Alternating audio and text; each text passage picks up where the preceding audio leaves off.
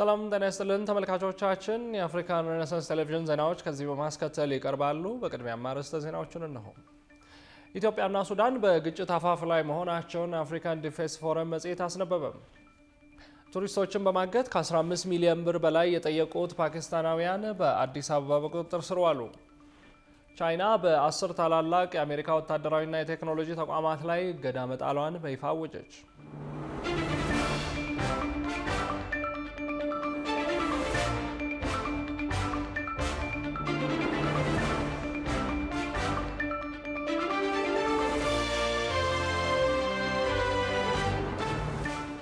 ውድ ተመልካቾቻችን በያላችሁበት የዓለም ጥግ ሰላምታችን ይድረስ። ይህ የአፍሪካን ሬኔሳንስ ቴሌቪዥን የዜና ሰዓት ነው። የተመራረጡ ዜናዎቻችን ወደ እናንተ እናደርሳለን። አብራችሁ እንድትሆኑ የምጋብዛችሁ ደግሞ የምስራ ገዛይ ነኝ።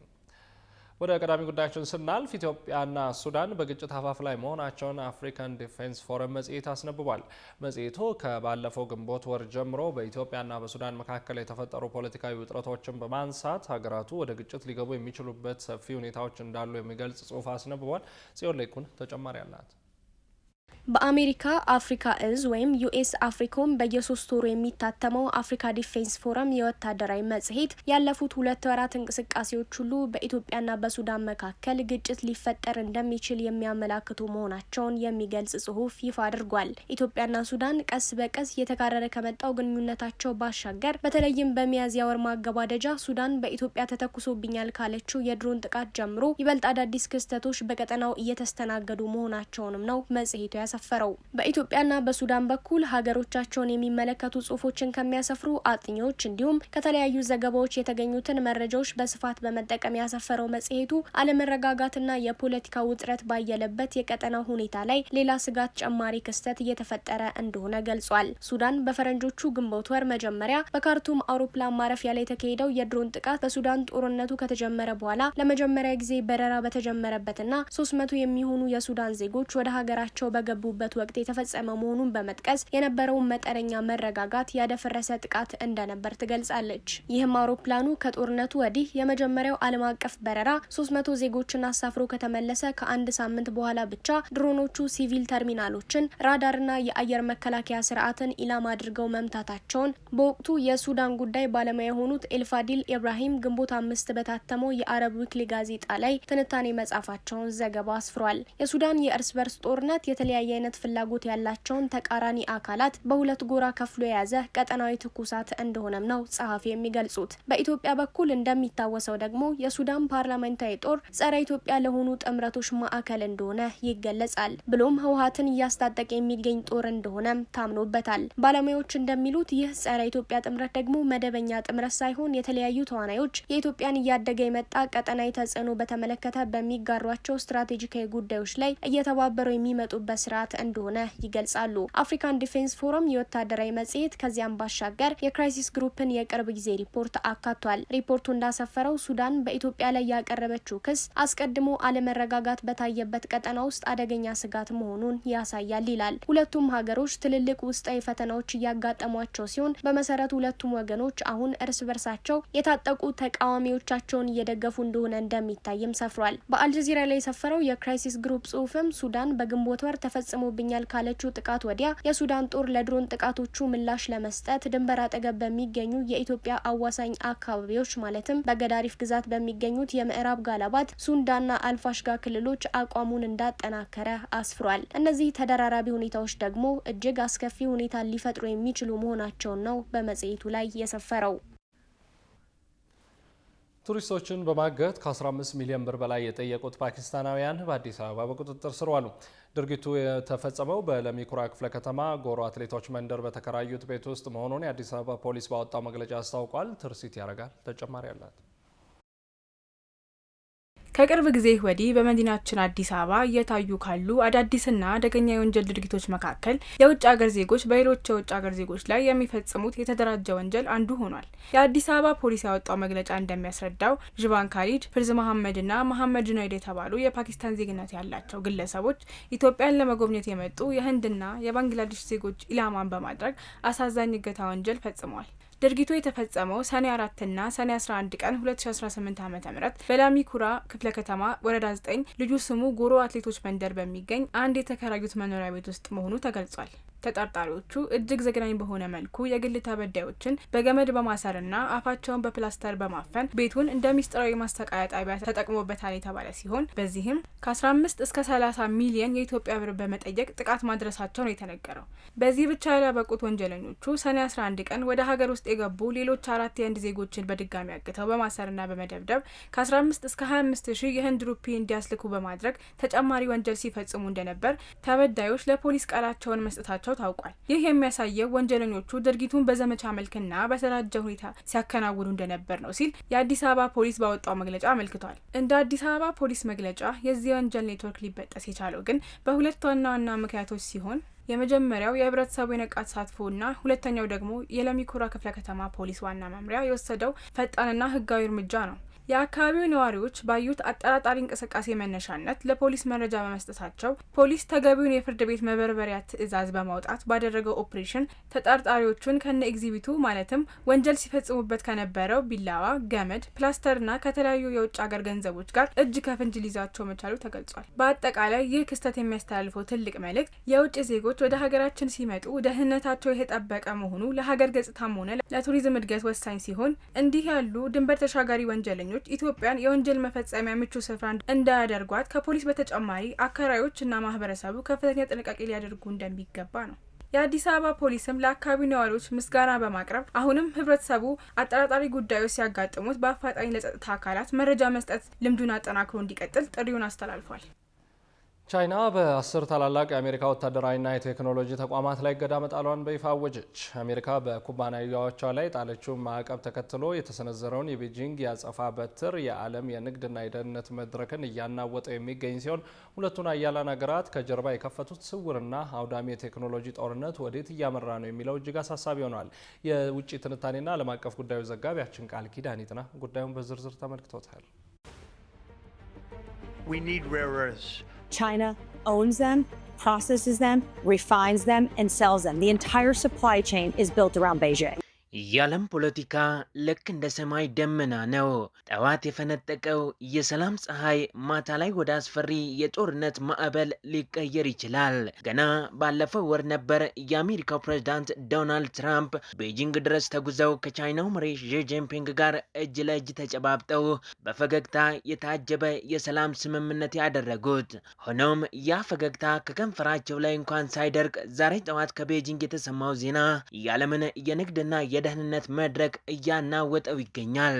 ቻይና አሜሪካ በኩባንያዎቿ ላይ የጣለችው ማዕቀብ ተከትሎ በ10 ታላላቅ የአሜሪካ ወታደራዊና የቴክኖሎጂ ተቋማት ላይ የኤክስፖርት እገዳ መጣሏን በይፋ አውጃለች። ይህ እርምጃ በተለይ ለዘመናዊ ስልኮች፣ ለጄት አውሮፕላኖችና ለጦር መሳሪያዎች መስሪያ እጅግ ወሳኝ በሆኑት ብርቅዬ ማዕድናት ላይ ያነጣጠረ መሆኑ ፍጥጫውን ወደ ከፋ ምዕራፍ ወዲያው አሸጋግሮታል። ታዋቂው የሮማውያን ስትራቴጂስት ቬጊቺየስ በአንድ ወቅት ሰላምን ከፈለግ ለጦርነት ተዘጋጅ ብሎ የነበር ሲሆን የዛሬዋ ቻይናና አሜሪካም በትክክል እያደረጉ ያሉት ይህንኑ ይመስላል። ባለፈው ሳምንት በፈረንሳይ በተካሄደው የጂ7 ጉባኤ ላይ ዶናልድ ትራምፕ ቻይና ከኢራን ጋር በነበራት ውጥረት ላይ ገለልተኛ ሆና በመቆየቷ ዢ ጂንፒንግን በአደባባይ አመስግነው እንደነበር የምናስታውስ ቢሆንም ሆኖም የሀገራችን ሰዎች ፊቱን በዘይት ልቡን በሰይፍ እንደሚሉት በዲፕሎማሲ መድረክ ላይ የሚታየው ፈገግታ ከጀርባ ያለውን የጥላቻ እሳት ሊያጠፋው አለመቻሉን ኤኤፍፒ በሰበር ዜናው ያስነበበው መረጃ ይመሰክራል። ዋሽንግተን እንደ አሊባባ፣ ባይዱና የኤሌክትሪክ መኪና አምራቹን ቢዋይዲ የመሳሰሉ የቻይና የቴክኖሎጂ ግዙፎችን ለቻይና መከላከያ ያግዛሉ በሚል በጥቁር መዝገብ ስታስገባቸው፣ ቤጂንግ ደግሞ ዝምታዋን ሰብራ የብረት በትሯን አሳርፋለች። ይህ የቤጂንግ ማዕቀብ ለምን አሜሪካን ክፉኛ ያሳምማታል ብለን ብንጠይቅ መልሱ የሚገኘው መሬት ስር ሲሆን ቻይና ማዕቀብ የጣለችባቸው የአሜሪካ ኩባንያዎችም ኤምፒ ማቴሪያልስ እና ዩኤስኤ ሬር ኤርዝ የተሰኙ ናቸው።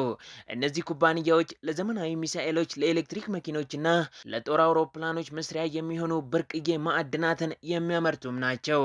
ነገር ግን ትልቁ እንቆቅልሽ እነዚህን ማዕድናት የማጣራትና የመለየት ቴክኖሎጂ 90 በመቶ የሚገኘው በራሷ በቻይና እጅ መሆኑ ነው። ቻይና ከእንግዲህ ከኔ የሚወጣ ጥሬ ዕቃ ወይም ቴክኖሎጂ ለእነዚህ ኩባንያዎች አይሰጥም ስትል የአሜሪካን ወታደራዊ የኢንዱስትሪ መዋቅር ልብ ወግተዋለች የተባለ ሲሆን የቆረጡት ዛፍ ለአርጩሜ የተከሉት ዛፍ ለጥላ እንደሚባለው ቻይና ለዓመታት የገነባቸው የማዕድን የበላይነት ዛሬ አሜሪካን የምትገርፍበት አርጩሜ ሆኖላታል እየተባለም ይገኛል። ከዚህ በተጨማሪ የቻይና የፋይናንስ ሚኒስተር እንደ ሎኪድ ማርቲን፣ ሬዮን እና ቦይንግ ያሉ የአሜሪካ የጦር መሳሪያ አምራቾች ከቻይና የመንግስት ግዢ እንዳይፈጽሙ ሙሉ በሙሉ ማገዱ የተሰማ ሲሆን እነዚህ ኩባንያዎች ለአሜሪካ መከላከያ ብቻ ሳይሆን ለታይዋንም ጭምር የጦር መሳሪያ የሚያቀርቡ መሆናቸውን መረጃዎች ያመለክታሉ። አሜሪካ በቅርቡ ለታይዋን ልታቀርብ ያሰበችው የ14 ቢሊዮን ዶላር የጦር መሳሪያ ጥቅል በግምገማ ላይ መሆኑን የአሜሪካው የውጭ ጉዳይ ሚኒስትር ማርኮ ሩቢዮ በይፋ መናገራቸው የሚታወስ ሲሆን ቻይና ደግሞ ታይዋንን እንደ ገዛ ግዛቷ ስለምትመለከታት ይህንን የአሜሪካ እርምጃ ቀይ መስመሬን ማለፍ ነው ስትል መፈረጇን ተከትሎም አዲሱ የማዕቀብ የአጸፋ በትር ዋሽንግተን ለታይዋን የምታደርገውን ድጋፍ እንድታስብበት የተላከ የጦርነት የማስጠንቀቂያ ደወል ነው እየተባለም ይገኛል። ውድ ተመልካቾቻችን የኢትዮጵያ ብሔራዊ ምርጫ ቦርድ የሰባተኛውን ጠቅላላ ምርጫ አጠቃላይ ውጤት በትናንትናው ዕለት ይፋ አድርጓል። ይህንን ጨምሮ የተመራረጡ ምርጫ ነክ ጉዳዮችን ይስሐቅ እንድሪስ እንደሚከተለው ያቀርባቸዋል። የኢፌዴሪ ሕገ መንግሥት አንቀጽ 38 የመምረጥ እና የመመረጥ መብትን ይደነግጋል። እኛም ዕለታዊ የምርጫ ነክ ጉዳዮች የሚቀርቡበት የዘገባ መሰናዷችንን አርትስ 38 ብለነዋል። ይህ የምርጫ ዘገባ በአርትስ ቴሌቪዥን የገቨርናንስ ዴስክ ተዘጋጅቶ የሚቀርብላችሁ ነው። ምርጫ ቦርድ የምርጫውን ጠቅላላ ውጤት ይፋ ማድረጉን ተከትሎ ብልጽግና ፓርቲ የፌዴራል መንግስት እንዲሁም የሁሉንም ክልሎችና ፌዴራል ከተሞች ማሸነፉ ታወቀ። የኢትዮጵያ ብሔራዊ ምርጫ ቦርድ ትናንት ሰኔ 14 ቀን 2018 ዓ.ም በስካይላይት ሆቴል ባዘጋጀው የሰባተኛው ጠቅላላ ምርጫ የውጤት ማሳወቂያ መርሃ ግብር ላይ አጠቃላይ የምርጫውን ፍጻሜ ይፋ አድርጓል። ቦርዱ ባወጣው መግለጫ መሰረት ገዢው ብልጽግና ፓርቲ ምርጫ በተካሄደባቸው የሁሉም ክልልና የፌዴራል ከተማ ምክር ቤቶች እንዲሁም በህዝብ ተወካዮች ምክር ቤት አብላጫ ወንበሮችን በማግኘት አጠቃላይ አሸናፊነቱን በይፋ አረጋግጠዋል። በዚህም ለህዝብ ተወካዮች ምክር ቤት ምርጫ ከተካሄደባቸው 501 ወንበሮች መካከል ብልጽግና ፓርቲ 438 መቀመጫዎችን ጠቅልሎ የወሰደ ሲሆን ቀሪዎቹ 48 ወንበሮች በተቃዋሚ ፓርቲዎችና በግል እጩዎች መካከል መከፋፈላቸው ታውቋል። ቦርዱ ይፋ ባደረገው የክልል ምክር ቤቶች የመጨረሻ የውጤት ስርጭት መረጃ መሰረት ብልጽግና ፓርቲ በሁሉም አካባቢዎች እጅግ ሰፊ አብላጫ ወንበር ድምጽ ያገኘ ሲሆን በዚህም መሰረት ገዢው ፓርቲ ለቀጣይ 5 ዓመታት የሀገሪቱን መንግስት የመምራት ስልጣኑን በድጋሚ ማረጋገጡን የቦርዱ ውጤት አመላክቷል። በዚህ የውጤት ወጃ መርሃ ግብር ላይ የፌዴሪ ፕሬዝዳንት ታዬ አጽቀሥላሴ፣ የህዝብ ተወካዮች ምክር ቤት አፈ ጉባኤ ታገሰ ጫፎ እንዲሁም ከፍተኛ የፖለቲካ ፓርቲዎች መሪዎችና የሲቪል ማህበረሰብ ተወካዮች በክብር እንግድነት ተገኝተዋል። ተቃዋሚ ፓርቲዎች 40 የፓርላማ መቀመጫዎችን ማሸነፋቸው ታወቀ። ኢዜማ 13 የተወካዮች ምክር ቤት ወንበሮችን በማግኘት ቀዳሚ መሆኑ ተገልጿል። በሰባተኛው ጠቅላላ ምርጫ ተቃዋሚ ፓርቲዎች 40፣ የግል እጩዎች ደግሞ 8 የፓርላማ መቀመጫዎች ማሸነፋቸውን የኢትዮጵያ ብሔራዊ ምርጫ ቦርድ ይፋ አድርጓል። ግንቦት 24 ቀን 2018 ዓ.ም በተካሄደው ጠቅላላ ምርጫ ብልጽግና ፓርቲ አብላጫውን 438 የህዝብ ተወካዮች ምክር ቤት መቀመጫ መቆጣጠሩን ቦርዱ ማስታወቁ አይዘነጋም። ቦርዱ ይህን ያስታወቀው ትናንት እሁድ ሰኔ 14 ቀን 2018 ዓ.ም በአዲስ አበባው ስካይላይት ሆቴል ባካሄደው የምርጫ ውጤት ማሳወቂያ መርሃ ግብር ነው። ቦርዱ የሰባተኛው ጠቅላላ ምርጫ ውጤትን ይፋ ያደረገው በምርጫ የጊዜ ሰሌዳ ላይ ካስቀመጠው ዕለት 10 ቀናት ዘግይቶ ነው። የአሸናፊ ፖለቲካ ፓርቲዎች እንዲሁም የግል ተወዳዳሪዎች ስምና ለየምክር ቤቱ ያሸነፉትን መቀመጫ ብዛት የያዘ ይፋዊ መግለጫ ከምርጫ ቀን ቀጥሎ ባሉት 10 ቀናት ውስጥ ቦርዱ ማውጣት እንዳለበት በሕግ ተደንግጓል። ይህ የሚደረገው ግን ከአቅም በላይ የሆነ ሁኔታ ካላጋጠመ በስተቀር እንደሆነም በ2011 ዓ.ም በወጣው የኢትዮጵያ የምርጫ የፖለቲካ ፓርቲዎች ምዝገባና የምርጫ ስነ ምግባር አዋጅ ላይ ሰፍሯል። በዚሁ መሰረት ምርጫ ቦርድ በማዕከል ደረጃ ያረጋገጣቸውን የተወሰኑ የምርጫ ውጤቶችን በየጊዜው ሲያሳውቅ የቆየ ሲሆን ቦርዱ እስከ አርብ ሰኔ 12 ድረስ ይፋ ካደረጋቸው 96 የፓርላማ መቀመጫ ውጤቶች ውስጥ ተቃዋሚ ፓርቲዎች ያሸነፉት የፓርላማ መቀመጫ ብዛት 19 ነበር። የግል እጩዎች ያገኙት የህዝብ ተወካዮች ምክር ቤት መቀመጫዎች ብዛት ደግሞ 4 እንደሆነ ምርጫ ቦርድ አስታውቆም ነበር። በአንጻሩ ገዢው ብልጽግና ፓርቲ በእነዚህ የውጤት ማሳወቂያ ጊዜያት እንዳሸነፋቸው የተገለጹ የፓርላማ ወንበሮች ብዛት 73 ነው። ይሁንና ምርጫ ቦርድ ትናንት ይፋ ባደረገው አጠቃላይ የምርጫ ውጤት ብልጽግና ፓርቲ 438 የህዝብ ተወካዮች ምክር ቤት መቀመጫዎች ማሸነፉ ሲገለጽ ተቃዋሚ ፓርቲዎች ደግሞ 40 የፓርላማ ወንበሮች ማግኘታቸው ተመላክቷል።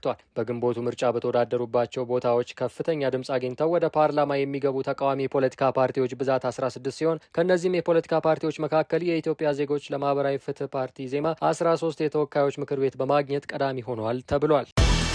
በ12 ምርጫ ክልሎች የድምፅ ቆጠራው እንዲሁም በ11 የምርጫ ክልሎች ደግሞ ምርጫው በድጋሚ ሊካሄድ ነው ተባለ። በሰባተኛው ጠቅላላ ምርጫ ለህዝብ ተወካዮች ምክር ቤት በተካሄደው ድምፅ አሰጣጥ የድምፅ አቆጣጠር ችግር መኖሩ በተረጋገጠባቸው 12 ምርጫ ክልሎች የድምፅ ቆጠራ ዳግም እንዲካሄድ መወሰኑ ተገለጸ። ብሔራዊ ምርጫ ቦርድ የድምፅ አቆጣጠር ግድፈት ታይቶባቸዋል የተባሉት እነዚህ ምርጫ ክልሎች በደቡብ ምዕራብ ኢትዮጵያ፣ በደቡብ ኢትዮጵያ፣ በሲዳማ፣ በኦሮሚያ፣ በሶማሌና በአፋር ክልሎች የሚገኙ መሆናቸውን አስታውቋል።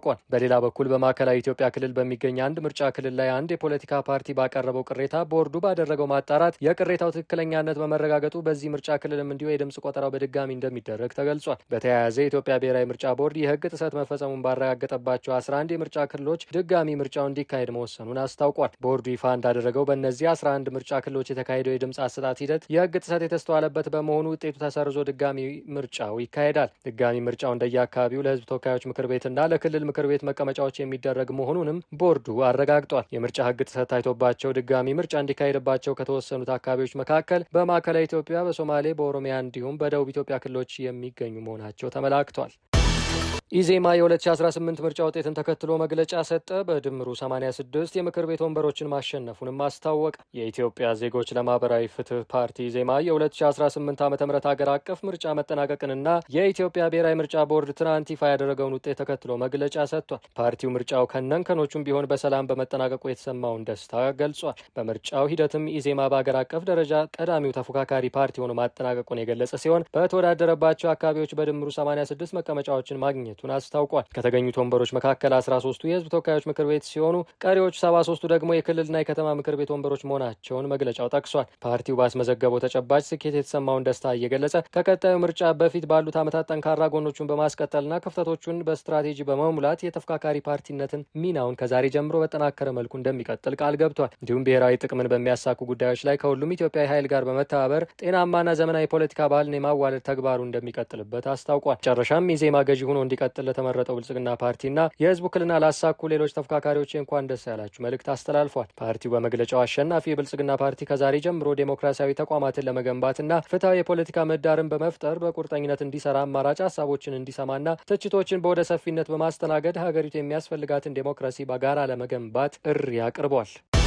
አባላቱ ምክር ቤት እንደማይገቡ ያስታወቀው ትብብር ለኢትዮጵያ አንድነት 6 የክልልና 1 የህዝብ ተወካዮች ምክር ቤት ወንበሮችን አሸነፈ። በሰባተኛው ጠቅላላ ምርጫ የተሳተፈው ትብብር ለኢትዮጵያ አንድነት ፓርቲ 6 የክልልና 1 የህዝብ ተወካዮች ምክር ቤት በድምሩ 7 የምክር ቤት ወንበሮች ማሸነፉን የኢትዮጵያ ብሔራዊ ምርጫ ቦርድ በትናንትናው ዕለት ይፋ አድርጓል። ፓርቲው ድሉን ያስመዘገበው በማዕከላዊ ኢትዮጵያ፣ በአማራና በአዲስ አበባ ምክር ቤቶች ባስመዘገባቸው እጩዎች ነው ተብሏል። የኢትዮጵያ ብሔራዊ ምርጫ ቦርድ የሰባተኛው ጠቅላላ ምርጫን ውጤት በትናንትናው ዕለት ይፋ ሲያደርግ ብልጽግና ፓርቲ ለህዝብ ተወካዮች ምክር ቤት 438 ወንበሮች ማሸነፉን አስታውቋል። የኢትዮጵያ ዜጎች ለማህበራዊ ፍትህና ነጻነትና እኩልነት ፓርቲዎች ከብልጽግና በመቀጠል ብዙ ወንበሮች ያገኙ ፓርቲዎች ሆነዋል። ሌሎች ተፎካካሪ ፓርቲዎችም የክልልና የህዝብ ተወካዮች ምክር ቤት ወንበሮችን ማሸነፋቸው ተጠቁሟል።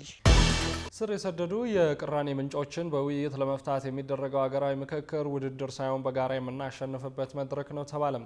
ከሐምሌ 8 ቀን 2018 ዓ.ም ጀምሮ በሚካሄደው ሀገራዊ ምክክር ጉባኤ የሚታደሙ ታዛቢዎች የሚመረጡበት መመሪያ እንደሚወጣ ታውቋል። ብዙነህ እንዳለ ዝርዝር አለው። የኢትዮጵያ ሀገራዊ ምክክር ኮሚሽን መጪው ሐምሌ 8 ቀን 2018 ዓ.ም የሚጀምረው የኢትዮጵያ ሕዝብ የምክክር ጉባኤ ለሀገሪቱ አዲስ የታሪክ ምዕራፍ የሚከፍት ታሪካዊ ድል መሆኑን ተገልጾ ነገር ግን ምክክሩ ውድድር ሳይሆን በጋራ የምናሸንፍበት መድረክ ነው ብሏል። ኮሚሽኑ ስር የሰደዱ የቅራኔ ምንጮች በውይይት ለመፍታት በሚደረገው በዚህ ጉዞ ላይ የመገናኛ ብዙሃንና የጋዜጠኞች ሚና አይተኬ መሆኑን በመጥቀስ ሚዲያዎች ሀገራዊ ምክክሩን ቀዳሚ አጀንዳቸው ሊያደርጉት እንደሚገባ ኮሚሽነር መላኩ ወልደማርያም ገልጸዋል። በሌላ በኩል ሀገራዊ የምክክር ጉባኤ የሚታደሙ ታዛቢዎች የሚመረጡበት መመሪያ እንደሚወጣ የኢትዮጵያ ሀገራዊ ምክክር ኮሚሽን አስታውቋል። የሀገራዊ ምክክር ኮሚሽነር አቶ ሙሉጌታ አጎ ታዛቢዎች እንዴት በምክክሩ ተሳታፊ እንደሚሆኑ የሚደነግግ መመሪያ እየተረቀቀ መሆኑን ተናግረዋል። መመሪያው በምክክር ጉባኤው እነማን በታዛቢነት እንደሚሳተፉ የሚመረጡበትን መስፈርትና ምክክሩ እንዴት አክብረው የታዛቢነት ሚናን ይወጣሉ የሚለውን በኮሚሽኑ ምክር ቤት ውይይት ተደርጎበት ውሳኔ ይሰጥበታል ብለዋል። የውጭ ታዛቢዎች በምክክሩ መኖራቸው ጥቅምና ጉዳት እንዳለው ኮሚሽነሩ ሳይጠቅሱ አላለፉም። ኢትዮጵያ በዓለም አቀፍ ደረጃ ፍትሐዊ ምክክር አድርጋለች የሚለውን መከታተላቸው ጠቃሚ ጎን መሆኑን፣ በተቃራኒው ደግሞ ታዛቢዎች የራሳቸውን ልምድ በምክክሩ የሚያንጸባርቁ ከሆነ ተጽዕኖ ውስጥ ሊከት ስለሚችል ጉዳት መሆኑን ይህም በአንዳንድ አጋጣሚዎች መከሰቱን አውስተዋል። ሀገራዊ ምክክሩ በኢትዮጵያውያን ባለቤትነት የሚመራ ፕሮጀክት እንደሆነ እንደ ሀገርም ያሉ ችግሮች ቢፈቱ ተጠቃሚ የሚሆኑት በራሳቸው በኢትዮጵያውያን መሆናቸውን አክለዋል። ይህ በእንዲህ እንዳለ ሐምሌ 8 ቀን 2018 ዓ.ም በሚጀምረው ሀገራዊ የምክክር ጉባኤ ለመሳተፍ ከተለያዩ ሀገራት ክፍሎች የሚመጡ ዜጎች ደህንነታቸው እንዲጠበቅ የሚመለከታቸው የፌዴራልና የክልል ጸጥታ አካላት ያሉበት ኮሚቴ ተዋቅሮ ስራዎችን እያከናወነ መሆኑን ኮሚሽነሩ ገልጸዋል። በሀገራዊ ምክክር ጉባኤው 4000 ሰዎች ተሳታፊ እንደሚደረጉ ከነዚህ ውስጥም በተለያዩ የዓለም ክፍሎች የሚገኙ ዳያስፖራዎች እንደሚገኙበት ጨምረው ገልጸዋል። ከደቡብ አፍሪካ፣ ከስዊድን፣ ከእንግሊዝ፣ ከአሜሪካና ከካናዳ ዳያስፖራዎች ተሳታፊ ይሆናሉም ብለዋል። ከተሳታፊዎቹ ብዛት አኳያም በሀገር ውስጥ ለሚገኙ ቅድሚያ እንደሚሰጥ 170 ያህል ዳያስፖራዎችም በጉባኤው እንዲገኙ እቅድ ተይዞ ሲሰራ መቆየቱን፣ ሆኖም ጥሪ ሊደረግ ከነዚህ ዜጎች ውስጥ በስራ በህመምና በሌሎች ምክንያቶች ለመምጣት እንዳልተመቻቸው እያሳወቁ መሆኑን ያስረዱት ኮሚሽነሩ የተሳታፊዎች ቁጥር እንዳይመናመን ደግሞ የእቅድ ክለሳዎች እየተደረጉ መሆናቸውን ተናግረዋል። በሌላ በኩል ኮሚሽኑ ከሰኔ 11 ቀን እስከ ሰኔ 17 ቀን 2018 ዓ.ም የሚቆየውን የሀገራዊ ምክክር ጉባኤ አመካካሪዎች ሁለተኛ ዙር ስልጠና በአዲስ አበባ አስጀምረዋል። የሀገራዊ ምክክር ኮሚሽን ዋና ኮሚሽነር ፕሮፌሰር መስፍን አራያ ስልጠናውን አስመልክተው ለመገናኛ ብዙሃን በሰጡት ማብራሪያ የስልጠናው ዓላማ የምክክር አመካካሪዎችን ገለልተኛነትና አካታች ሆነው በሀገራዊ ጉባኤው ተሳታፊ ለሆኑ ዜጎች የምክክር ሁኔታ እንዲያመቻቹና እንዲያሳልጡ ማድረግ መሆኑን አስረድተዋል። 192 ዜጎች ከሁሉም የሀገሪቱ አካባቢዎች ለምክክሩ አመካካሪነት መመረጣቸውንም ገልጸዋል።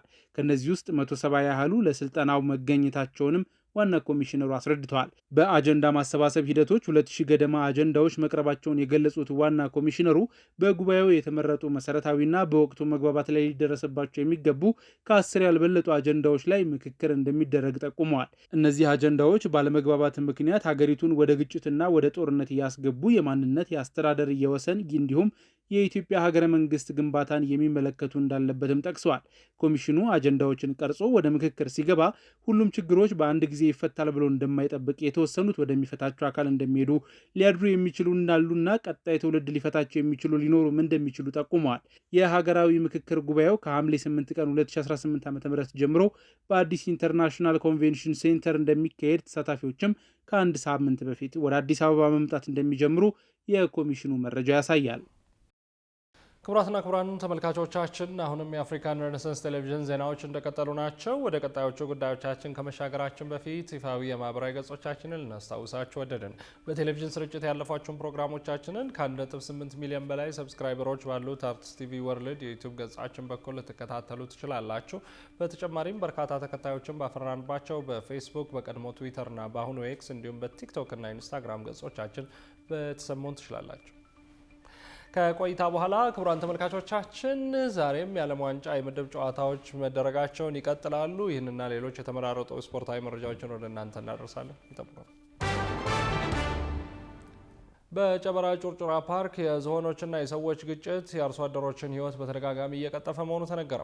በዓመት ብቻ እስከ 150 ሄክታር የእርሻ መሬት በዝሆኖች ይወድምብናል ያሉት የአካባቢው አርሶ አደሮች በዝሆኖች የሚደርስብንን የሰብል ውድመት ማንም እያወቀልን አይደለም ሲሉ ተናግረዋል። ሜላት ሰለሞን ተጨማሪ አላት። የጨበራ ጩርጩራ ብሔራዊ ፓርክ ከኢትዮጵያ ታዋቂ የተፈጥሮ መስህቦች ውስጥ ጎልቶ የሚጠቀስ ነው። በሀገር አቀፍ ደረጃ እንደ ፓርክ በ1997 ዓ.ም ከመቋቋሙ በፊት ህጋዊ አደን የሚካሄድበት ስፍራ የነበረ ሲሆን በወቅቱም አካባቢው የሰዎች መኖሪያ ነበር። በ1986 ዓ.ም የፓርኩን ድንበር የሚያዋስኑ 7 መንደሮች ውስጥ ይኖሩ የነበሩ ሰዎች ቁጥር 13115 የነበረ ሲሆን በ1995 ዓ.ም በተካሄደው የህዝብ ሰፈራ ምክንያት በአካባቢው ያለው የህዝብ ቁጥር በ31.7 በመቶ ጨምሯል። በዚህም ሳቢያ በ1998 ዓ.ም በአካባቢው የነበረው የሰው ቁጥር ወደ 19196 ከፍ ብሏል። በመሆኑም በፓርኩ ዙሪያ ያሉ ማህበረሰቦች ከፓርኩ ጋር በጣም ተቀራርበው በመኖራቸው ምክንያት በተደጋጋሚ በሰዎችና በዱር እንስሳት በተለይም ደግሞ በዝሆኖችና በሰዎች መካከል ግጭት እንደሚፈጠር የሪፖርተር ጋዜጣ ዘገባ ያሳያል። እንደ ዘገባው ከሆነ የዚህ ግጭት መነሻም በፓርኩ ውስጥ የሚኖሩ ዝሆኖች ከፓርኩ ድንበር በመውጣት በአቅራቢያው ወዳለው የማህበረሰቡ እርሻ በመግባት የአርሶ አደሩን ሰብል ማውደማቸው ሲሆን ሰብሉ የተበላበት ገበሬ ዝሆኖቹን ከእርሻው ላይ ሊያባርር በሚሞክርበት ወቅትም ዝሆኖቹ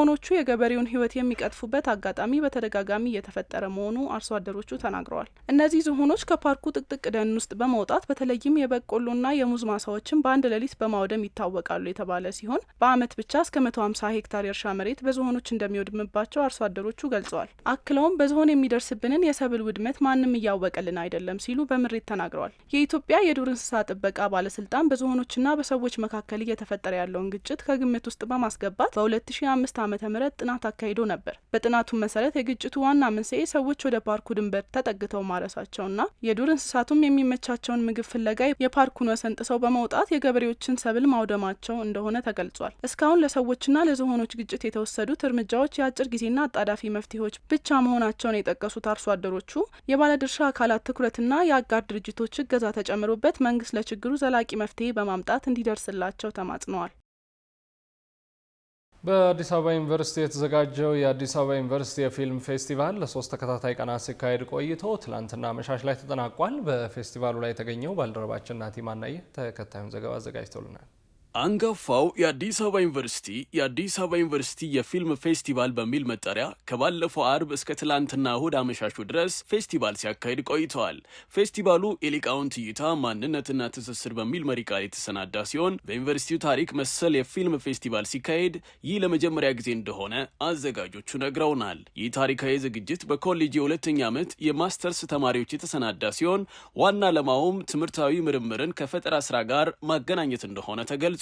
መጀመሪያ ጊዜ በተማሪዎች ሙሉ ለሙሉ የተዘጋጀ የተማሪዎች የአጭር ፊልም አካዳሚክ ፌስቲቫል በዩኒቨርሲቲ ደረጃ አዲስ አበባ ላይ ሲካሄድ የመጀመሪያም ስለሆነ ነው የመጀመሪያ ያልነውና ጥቅሙን ብለን የምናስበው ደግሞ ከዓላማችን መነሻነት ዓላማችን ሊቃውንታዊ እይታ ማንነትና ትስስር ይሰኛል። ምንድነው ፊልሞች በሊቃውንቶች ወይም ደግሞ በዘርፉ ስኮላሮች ሲታዩ የተሻለ እድገት ለማሳየት ትልቅ መነሻ ይሆናል ብለን እናስባለን። ከዛም ውጪ ማንነት የምንለው ደግሞ ሁላችንም የሲኒማ አይደንቲቲ ወይም ደግሞ ማንነቶች አሉን ፊልምን የምንሰራበት እሱን ማንነት አሳይተን ከውጭ ካሉት የፊልም ሰሪዎች ባለሙያዎችና ኢንዱስትሪ ሰዎች ጋር ትስስር መፍጠር ወይም ድልድይ መዘርጋት በሚል ዓላማ ለመጀመሪያ ጊዜ ያው በጥሩ ሁኔታ እግዚአብሔር ረድቶን አዘጋጅተናል። የፌስቲቫሉ አስተባባሪዎች እንደገለጹት የዝግጅቱ ዋነኛ ግብም የኢትዮጵያን የፊልም ዘርፍ ከአካዳሚክ እውቀት ጋር በማቀናጀት ለዘርፉ እድገት ሳይንሳዊ መሰረት መጣል ነው። ከዚህም በተጨማሪም ወጣትና አዳዲስ የፊልም ባለሙያዎችን በማበረታታትና ለስራው ዓለም ዝግጁ ማድረግ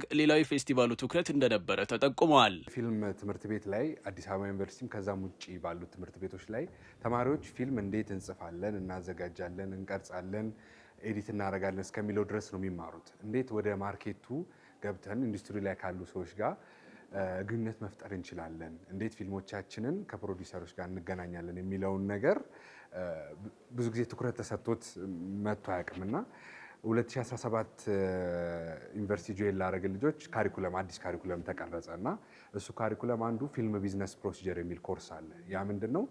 ኬሪየራችንን ዴቨሎፕ አድርገን እንድንወጣ ከዛም ባለፈ ደግሞ የማርኬቲንግ እና ዲስትሪቢዩሽን ላይ የራሳችን የሆነ ብሪጅ የተወሰነች ብሪጅ ፈጥረን እንድንወጣ ነው አላማው የነበረው። ሲኒማን ከመዝናኛነት ባለፈ እንደ ጥልቅ የታሪክ የባህልና የማንነት መገበያያ የእውቀት መድረክ መጠቀም እንደሚገባ ያመላክተው ፌስቲቫሉ በዘርፉ ባለሙያዎችና በታዳሚዎች ዘንድ መነቃቃትን ፈጥሯል። በ3 ቀናቱ የፌስቲቫሉ ቆይታም በዘርፉ እውቀትና ልምድ ያላቸው ባለሙያዎች ሀሳቦቻቸውን አጋርተዋል። አጫጭር ፊልሞችም በዳኞች ተገምግመው ተሸልመዋል።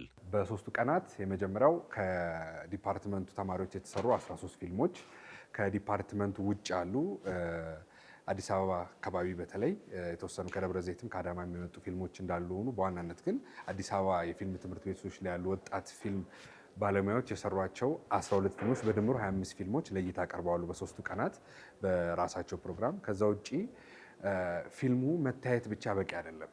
ፊልም ሰሪዎች ለዛ ፊልም መነሻቸው ምንድን ነው፣ ፊልሙን እንዴት ሰሩት የሚሉትን እንዲያብራሩ ለእያንዳንዱ የፊልም ባለሙያ የተወሰኑ ደቂቃዎችን ሰጥተናል። በማስከተል ደግሞ ፓናል ዲስከሽን ነው። እንዴት ነው የእውቀት ክፍተቶች መሞላት አለባቸው ከሰሩ ሰዎች፣ ልምድ ካላቸው እውቀት ካላቸው ሰዎች እና ሲኒማቶግራፊ፣ ጽሁፍና ዳይሬክቲንግ ላይ 3 ባለሙያዎች ፓናል ዲስከሽን አድርጓል። አርብ ዕለት ቤዛ ኃይሉ ስለ ስክሪፕት አጻጻፍ ሰፋ ያለ በጣም አስደሳች ፓናል አድርጋለች። ከዛም ማስከተል ቅዳሜ ዕለት ደግሞ ዳንኤል ግርማ ስለ ሲኒማቶግራፊ ጠቀም ያለ ፓናል ዲስከሽን አድርጓል። በስተመጨረሻ ቀን ደግሞ እሑድ ዕለት ሄኖክ አየለ ስለ ዳይሬክቲንግ አድርጓል። ስለዚህ ይሄ ፓናል ዲስከሽኑ አንዱ ሴሽን ነው። የመጨረሻው ደግሞ የእውቅና መስጠት ፕሮግራም ነው። ያው መቼም የሰራ መበረታታት አለበት። አንድም ለቀጣይ ስራ ኃይል እንዲሆነው፣ አንድም ደግሞ እሱን አይተው ሌሎች ከዚህ በኋላ ለካ ከሰራን ከለፋን እውቅና እናገኛለን የሚለውን ነገር እንዲያስቡና እንዲበረታቱ በማሰብ የእውቅና ስነስርዓት አዘጋጅተናል። እዛ ላይ በ6 ዘርፎች ፊልሞችን የገቡ 25 ፊልሞች ተወዳድረው ለአሸናፊዎች የምስክር ወረቀትና የእውቅና መስጠት ስነስርዓት ተካሂዷል። ይህን መሰሉ የፊልም ፌስቲቫልም ቀጣይነት እንደሚኖረው አዘጋጆቹ ነግረውናል። የኢትዮጵያ ንግድ ባንክ ዘንድሮ በሚኒሶታ የሚካሄደው 43ኛው የኢትዮጵያውያን የባህል ፌስቲቫል የባንኩን ዲያስፖራ ነክ አገልግሎቶች ይበልጥ የሚያስተዋውቅበት መድረክ እንደሆነ አስታወቀ። የኢትዮጵያ ንግድ ባንክ የኢትዮጵያ ስፖርት ፌዴሬሽን በሰሜን አሜሪካ የሚያዘጋጀውን የባህል ፌስቲቫል በፕላቲኒየም ደረጃ ስፖንሰር በማድረግ ለተሳታፊ ኢትዮጵያውያን አገልግሎቱን ለማስተዋወቅ መዘጋጀቱን ባንኩ በሰሜን አሜሪካ ከሚገኘው የኢትዮጵያ ስፖርት ፌዴሬሽን ጋር በጋራ በሰጠው መግለጫ አስታውቋል። ለ43ኛ ዓመት በተለያዩ የሰሜን አሜሪካ ግዛቶች ሲካሄድ የቆየውና ዘንድሮ በሚኒሶታ ለመጀመሪያ ጊዜ የሚከበረው የባህል ፌስቲቫል በኳስ ምክንያት ኢትዮጵያውያን በዓመቱ በብዛት የሚሰባሰቡበት ዝግጅት መሆኑን የፌዴሬሽኑ ሕዝብ ግንኙነት ኃላፊ አቶ ያሬድ ነጋሽ አስታውቋል። የኢትዮጵያ ንግድ ባንክ በዚህ ዝግጅት ላይ በፕላቲኒየም ደረጃ ስፖንሰር መሆኑ አገልግሎቱን ይበልጥ ተደራሽ ለማድረግ የሚራመደው ርቀት መሆኑን የኢትዮጵያ ንግድ ባንክ የደንበኞች ተሞክሮ ተጠባባቂ ምክትል ፕሬዚደንት አቶ መንግስቱ ሰለሞን ተናግረዋል። በተለይም የባንኩ አንዱ አገልግሎት በመሆን በቅርቡ ወደ ስራ የገባው ሲቢ ኮኔክት የተሰኘው አሰራር በየትኛውም ዓለም ያሉ ኢትዮጵያውያን በሀገር ውስጥ አካውንት እንዲኖራቸው ለማድረግ ባንኩ ከኤግል ላይን የቴክኖሎጂ ግሩፕ ጋር በጋራ በመሆን በቅርቡ ወደ ስራ ያስገባው አገልግሎት ነው። ይህ አሰራር አገልግሎት ላይ በዋለ በአንድ ወር ጊዜ ውስጥ ብቻ ከ70 ሺህ በላይ ደንበኞች ማፍራቱንም ነው በፊርማ ስነስርዓቱ ላይ ተነገረው። ክቡራን ተመልካቾቻችን በቀጣይ የምናመራው የተመራረጡ ስፖርታዊ መረጃዎችን ወደ እናንተ ወደምናደርስበት መሰናዷችን ነው። ስፖርታዊ መረጃዎቹ ባልደረባችን ጌታውን አበበ ወደ እናንተ ይደርሳሉ። ከመረጃዎቹ ጋር መልካም ቆይታ።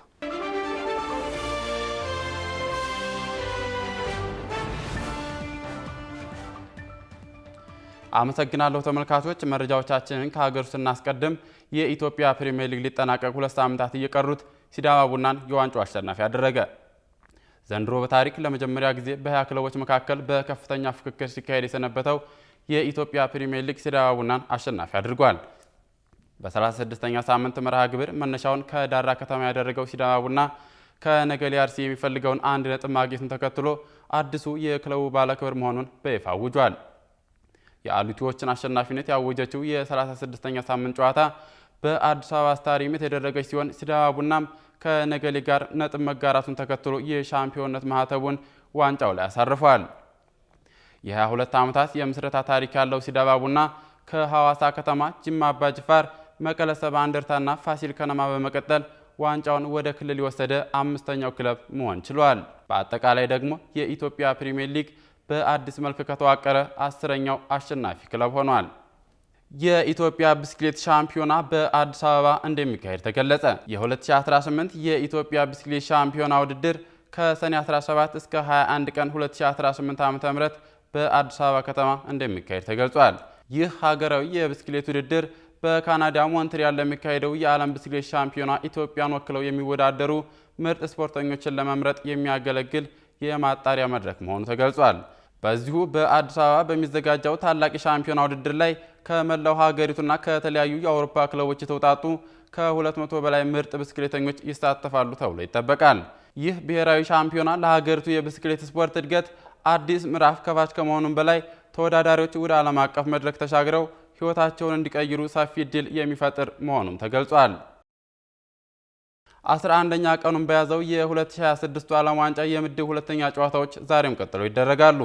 በዛሬው የምሽቱ ጨዋታ አርጀንቲና ከኦስትሪያ፣ ፈረንሳይ ከኢራቅና ኖርዌይ ከሴኔጋል የሚያደርጉት ወሳኝ ፍልሚያ ከወዲሁ ተጠባቂ ሆኗል። ተጨማሪ ያለን የ2026 ዓለም ዋንጫ የምድብ ሁለተኛ ጨዋታዎች ዛሬ ምሽት ቀጥለው ሲደረጉ አርጀንቲና ከኦስትሪያ፣ ፈረንሳይ ከኢራቅ፣ ኖርዌይ ከሴኔጋል የሚያደርጉት ወሳኝ ፍልሚያ ከወዲሁ ተጠባቂ ሆኗል። በዛሬው ዕለት በተለይ የዓለም እግር ኳስ ደማቅ ኮከቦች የሆኑት አርጀንቲናዊ ምትሃተኛ ሊዮኔል ሜሲ፣ ኪሊያን ምባፔና ኤርሊንግ ሃላንድ ብሔራዊ ቡድናቸውን እየመሩ ወደ ሜዳ የሚገቡበት በመሆኑ የዕለቱን መርሃ ግብር እንዲጠበቅ አድርጎታል። በምድቡ የመጀመሪያ ጨዋታዎች ላይ ሶስቱ ታላላቅ ኮከቦች በድምሩ 7 ጎሎችን ከመረብ በማሳረፍ ፍጹም የበላይነታቸውን ማሳየት ማግኘታቸው ይታወሳል። 11ኛ ቀኑን በያዘው 23ኛው የዓለም ዋንጫ ዛሬ ምሽት የዓለም ሻምፒዮን አርጀንቲና ከኦስትሪያ የምታደርገው ጨዋታ የሚጠበቅ ሲሆን በዳላስ ስታዲየም ምሽት 2 ሰዓት ላይ በሚደረገው ጨዋታ አርጀንቲና ካሸነፈች ወደ ጥሎ ማለፉ በቀጥታ መግባቷን ታረጋግጣለች። በሌላ በኩል በውድድሩ 16 ግቦችን በማስቆጠር ከጀርመናዊው ሚሮስላቭ ክላስ ጋር ክብረ ወሰን የተጋራው ሊዮኔል ሜሲ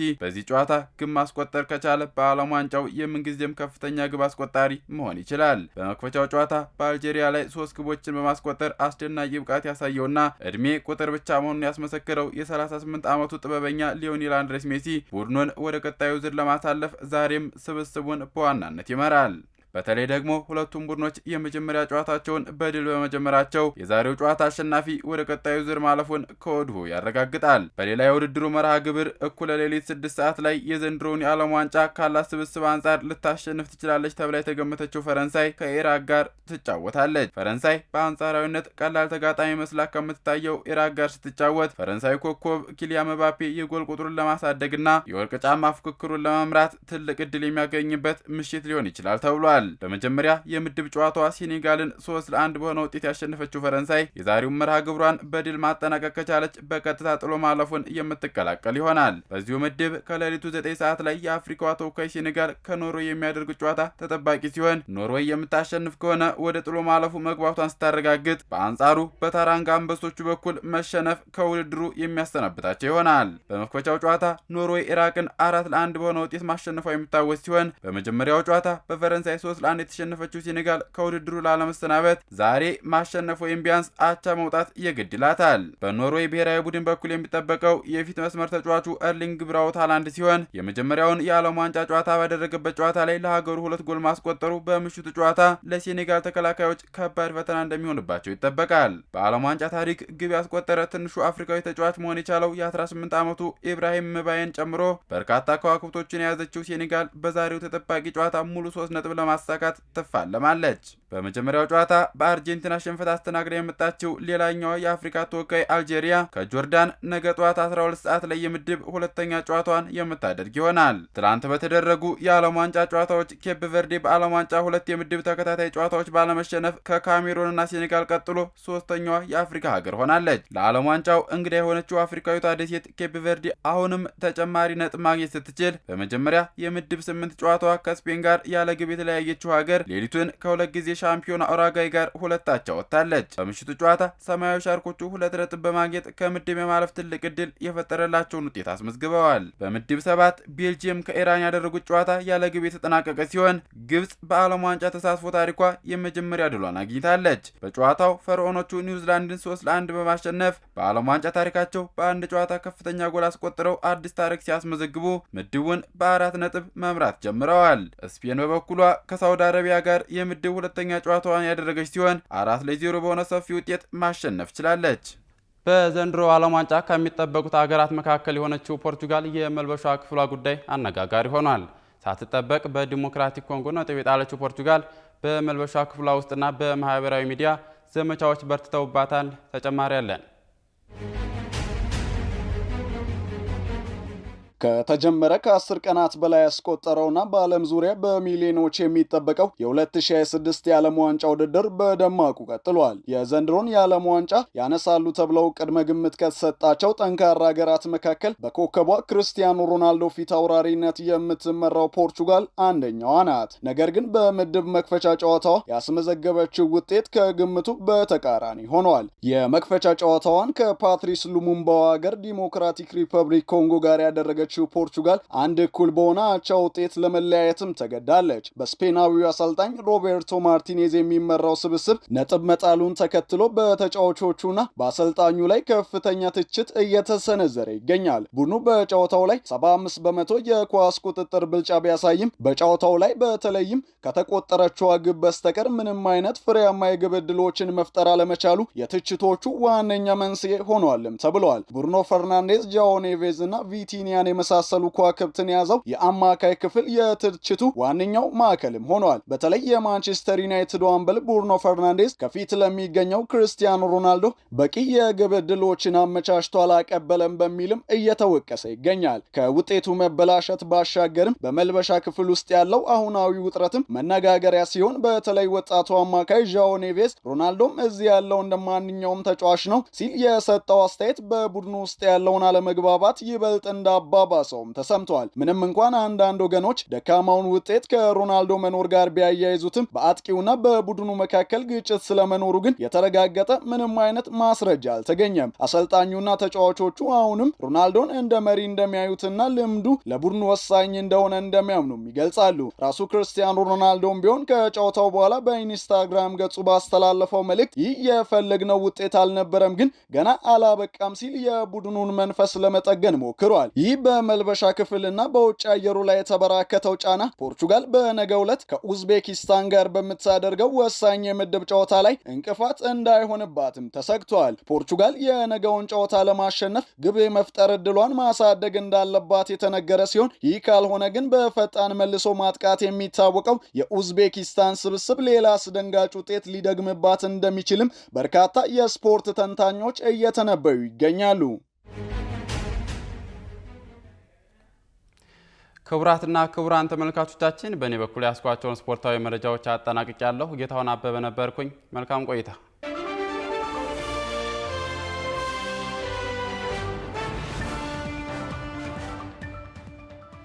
ውድ ተመልካቾቻችን የአፍሪካ ሬኔሳንስ ቴሌቪዥን የሰዓቱ ዜናዎች የተከታተላችሁትን ይመስሉ ነበር። ስለሰጣችሁን ጊዜ ከልብ እያመሰገንን ከዜናዎቹ ጋር የአብስራ ገዛይን ቆይታ አድርጌያለሁ። ከቀሪ ጣቢያችን ዝግጅቶች ጋር መልካም ጊዜ ተመኘው።